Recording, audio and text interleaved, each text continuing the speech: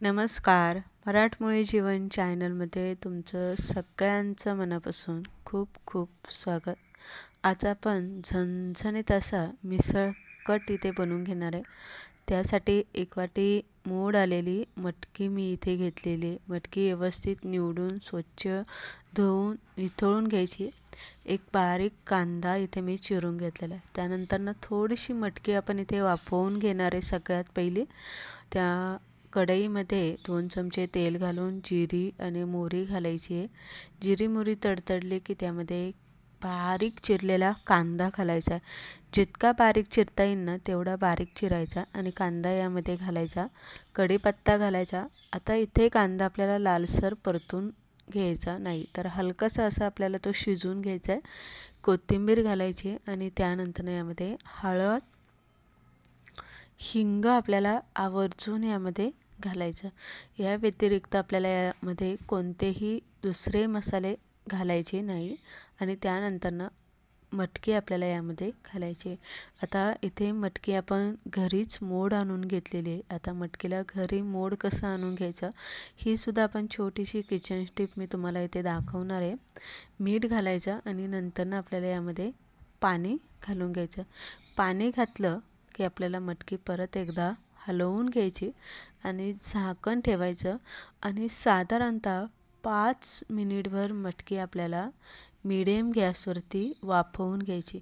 मटकी जास्त वाफवून घ्यायची नाही किंवा एकदम असा गाळ होईपर्यंत किंवा एकदम मऊसूद अशी शिजून अजिबात आपल्याला तिला घ्यायची नाही. फक्त 5 ते 7 मिनटं लईत लई एवढीच वाफवून घ्यायची. मटकी वाफवून झालेली. आता आपण मसाला बनवून घेऊ. ओलं मी इथे खोबरं घेतलेलं आहे. आलं, लसूण, हिरव्या मिरच्या, कोथिंबीरचे जे पाठीमागचे देठ असतात ते घेतलेले, कांदा, टोमॅटो आपण इथे आणि कढीपत्ता. आज आपण मिसळचा कट बनवताना थोडासा खोबऱ्याचा वापर केलेला आहे. कारण इथे नेहमी मी इथे बाजरीच्या पिठाचा किंवा बेसन पिठाचा वापर करत असते. पण आज मी खोबऱ्याचा वापर करणार आहे थोडासा. खोबरं आपल्याला चांगलं लालसर असं भाजून घ्यायचं. अजिबात कच्चं ठेवायचं नाही. लालसरच होईपर्यंत भाजायचं. त्यानंतर आपल्याला कांदा, टोमॅटो हे सगळं एकत्र घ्यायचं. आता कोथिंबीर मी इथे घेतलेली नाही पण कोथिंबीरचे पाठीमागचे जे दांडे असतात ना ते घ्यायचं. मसाल्याचा कलर हिरवा होत नाही आणि मसाल्याला चव चांगली येते. पाणी घालायचं आहे आणि हे आपल्याला इथे चांगलं शिजवून घ्यायचं आहे. कांदा टोमॅटो आपल्याला परतून नाही घ्यायचा, शिजवून घ्यायचे आणि मसाला थंड झाला की आपल्याला यामध्ये थोडंसं तुम्हाला असं वाटलं की पाणी घालायचे तर पाणी घालून ही ग्रेव्ही एकदम बारीक अशी आपल्याला ही वाटून घ्यायची. तर बघू शकता कलर खूप छान आलेला आहे. आता कोरड्या मसाल्यामध्ये काय करायचे, 2 चमचे आपल्याला मिसळ मसाला घ्यायचा आहे. मिसळ मसाला घेतला. लाल तिखट आपल्याला बेडगी मिरचीचा जो लाल तिखट असतो तो घ्यायचा आहे. घरगुती कोणता तुम्ही मसाला बनवला असेल खास करून तो घ्यायचा आहे.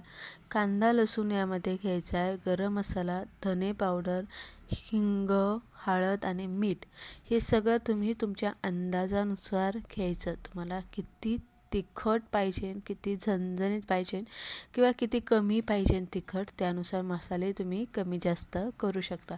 मला थोडीशी झणझणीत पाहिजे म्हणून मी मसाले इथे जास्त घेतलेले. तेल फक्त गरम करायचे आणि गरम झालेल्या तेलामध्ये मसाले घालायचे आणि लगेच पाणी आपल्याला यामध्ये घालायचं.